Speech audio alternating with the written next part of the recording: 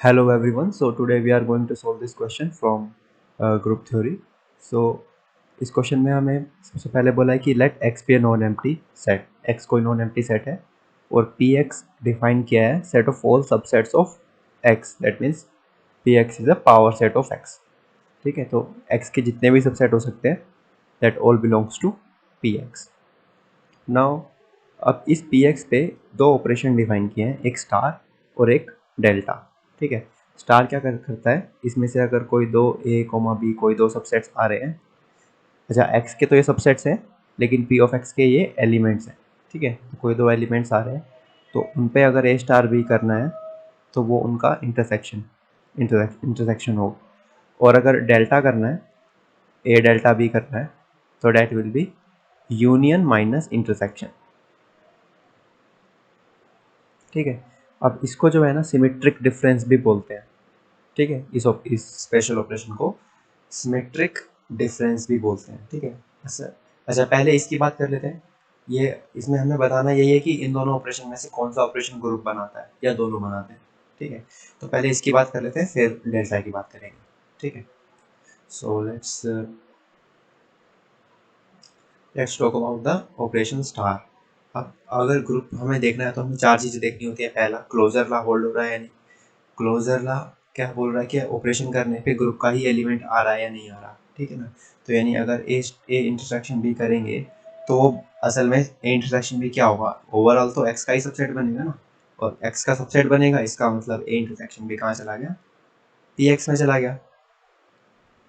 इसका मतलब क्लोजर ला होल्ड हो गया कि कोई दो एलिमेंट ले रहे हैं तो उनका ऑपरेशन करने पे एलिमेंट वापस से उसमें ही मिल रहा है, सेट में ही मिल रहा है. ठीक है, सेकंड, एसोसिएटिव. एसोसिएटिव में क्या है कि अगर देखो, अगर ए बी सी तीन एलिमेंट ले लिए पी एक्स में से तो ए इंटरसेक्शन बी करके इंटरसेक्शन सी करो या फिर ए का इंटरसेक्शन बाद में करो, बी और सी का पहले कर लो, तो उससे कोई फर्क पड़ेगा नहीं, इंटरसेक्शन को कोई फर्क नहीं पड़ता इस चीज़ से. तो ये एसोसिएटिव भी हो गया. ठीक है, क्लोजर हो गया, एसोसिएटिव हो गया. अब बचा आइडेंटिटी. आइडेंटिटी एलिमेंट एग्जिस्ट कर रहा है नहीं है. तो आइडेंटिटी देखो, हम देखें तो एग्जिस्ट कर रहा है क्योंकि अगर हम ए ले लें कोई भी आर्बिट्रेरी पी एक्स में से और फिर ए का इंटरसेक्शन करें एक्स के साथ तो हमें ए ही मिल जाएगा क्योंकि एक्स तो यूनिवर्सल सेट है, उसका सबसेट कोई ए था, इंटरसेक्शन करूंगा तो वापस ए मिल जाएगा फॉर ऑल ए. इसका मतलब जो आइडेंटिटी है वो एक्स है. ठीक है, एक्स आइडेंटिटी है. नंबर 4 बच गया इनवर्स. इनवर्स एग्जिस्ट कर रहा है या नहीं. अब देखें तो इनवर्स एग्जिस्ट नहीं करेगा क्योंकि मान लो कोई ए प्रॉपर सबसेट ले लिया मैंने एक्स का, प्रॉपर सबसेट. ठीक है ना, यानी कि ए में सॉरी एक्स में कुछ ऐसे एलिमेंट हैं जो ए में नहीं है, प्रॉपर सबसेट है. ठीक है, तो क्या कोई एक और सबसेट बी मिल सकता है सच दैट इनका इंटरसेक्शन एक्स हो जाए, क्योंकि ए में ऑलरेडी कम एलिमेंट है. अब इंटरसेक्शन करूंगा तो या तो एलिमेंट और कम होंगे या बराबर रहेंगे, तो वो कभी एक्स के बराबर हो ही नहीं पाएगा because already a equal to x नहीं था. ठीक है ना, और अगर इनवर्स एग्जिस्ट कर रहा है तो ऑपरेशन करने पे आइडेंटिटी एलिमेंट आना चाहिए. तो इसका मतलब इनवर्स हर एलिमेंट का एग्जिस्ट नहीं कर रहा है, तो इसलिए ये स्टार की रिस्पेक्ट में ग्रुप नहीं बना रहा है. ठीक है, तो स्टार के रिस्पेक्ट में ग्रुप नहीं बना रहा है क्योंकि इनवर्स एग्जिस्ट नहीं कर रहा है. That is the thing. Now हम चेक करते हैं डेल्टा को, यानी सिमेट्रिक डिफरेंस वाले ऑपरेशन को. इसको अगर चेक करें तो इसको एक बार वेन डायग्राम से देखें तो ये कर क्या रहा है, अगर ए और बी दो सबसेट हैं एक्स के तो पहले तो उनका यूनियन कर दे रहा है, यूनियन में सब आ जाएगा, फिर उसमें से इंटरसेक्शन वाला पार्ट हटा दे रहा है, यानी ये वाला पार्ट हटा दे रहा है. ठीक है, तो फिर बचा क्या, दिस थिंग.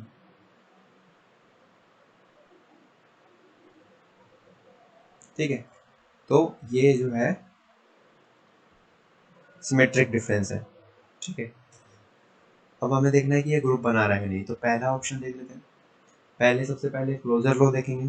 क्लोजर में देखो ये जो भी बन के आ रहा है ये असल में ओवरऑल तो क्योंकि ए और बी क्या है, एक्स के ही तो सबसेट है ना, ये सब कुछ एक्स में से ही आ रहा है, तो ये सिमेट्रिक डिफरेंस करके आएगा, ये वापस एक्स में ही चला जाएगा, ये जो बनेगा ये वापस एक्स में चला जाएगा. इसका मतलब सॉरी एक्स का सबसेट हो जाएगा, एक्स का सबसेट हो जाएगा, और एक्स का सबसेट हो जाएगा का क्या मतलब है कि पी एक्स का एलिमेंट हो जाएगा. ठीक है, तो इसका मतलब क्लोजर ला तो डायरेक्ट हो गया, ऐसे ही देखने की जरूरत नहीं.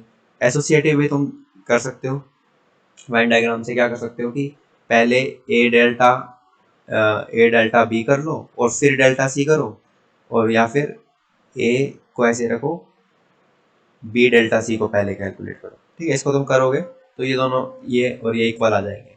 ठीक है, तो एसोसिएटिव भी हो गया। अब देखना है कि आइडेंटिटी एग्जिस्ट कर रही है नहीं। ठीक है, अगर कोई ए ले रहा हूँ तो ए को किसके साथ ऑपरेट करूँ, ए डेल्टा क्या करूँ कि मुझे वापस से ए ही मिल जाए। आइडेंटिटी का ये मतलब होता है ना।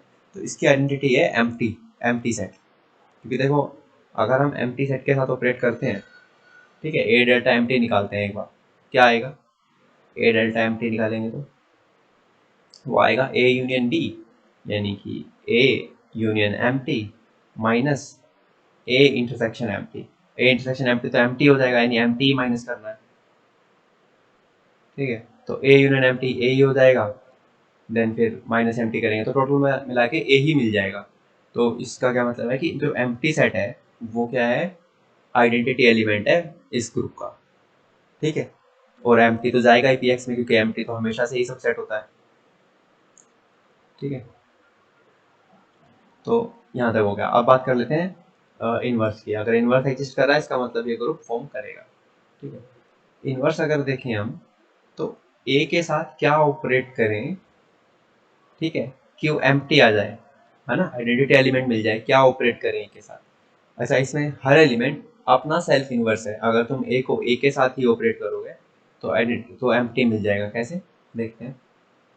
तो ए को ए के साथ ऑपरेट करेंगे तो ए यूनियन ए हो जाएगा, ए यूनियन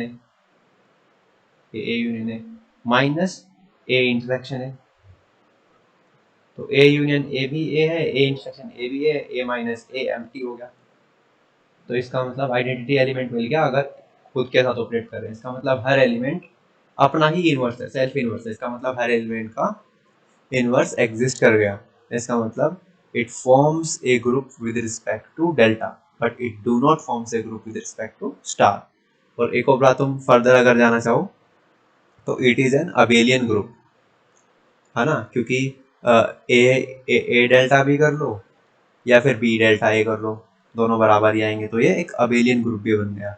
और अगर एक्स फाइनाइट है, ठीक है, अगर एक्स ये जो सेट दिया हुआ ये फाइनाइट सेट है तो ये फाइनाइट ग्रुप भी बन गया।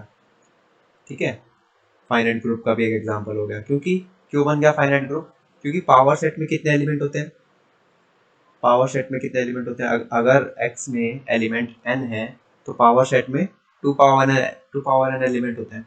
ठीक है, तो फिर इतने ऑर्डर का ग्रुप बन गया। ऐसे ही अगर मान लो कोई ऐसा क्वेश्चन आ जाए जिसमें जिसमें 2 पावर 3 ऑर्डर का कोई ग्रुप है, उसके ऊपर कोई सवाल पूछा है, तो तुम क्या कर सकते हो, इस खुद एक ग्रुप कंस्ट्रक्ट कर सकते हो 2 पावर 3 ऑर्डर का। कैसे, 2 एलिमेंट ले लो 0 1, इस पे सिमेट्रिक डिफरेंस का ग्रुप बना लो, और फिर उस ग्रुप में जो जो हो रहा है वो उसके बेसिस पे तुम आंसर कर सकते हो। ठीक है, तो ये जरूरी होता है कि फाइनाइट ग्रुप्स तुम्हें बनाने आते हो, क्योंकि कई बार थ्योरम्स अगर याद भी नहीं है तो फाइनाइट ग्रुप्स तुम खुद कंस्ट्रक्ट करके और फिर देख सकते हो कि यहाँ पे क्या क्या हो रहा है और क्या क्या हो सकता है, या फिर इस ऑप्शन में क्या, क्वेश्चन में क्या क्या ऑप्शन गलत है। ठीक है ना, ओके। तो ये अवेलियन ग्रुप भी हो गया। और फाइनाइट तभी है जब एक्स फाइनाइट हो, अगर एक्स इनफाइनाइट है then it is not finite. Okay, so from here we can say that uh, px is a group under delta but not under star, so option C is the right answer. So that's it for today and thank you for watching.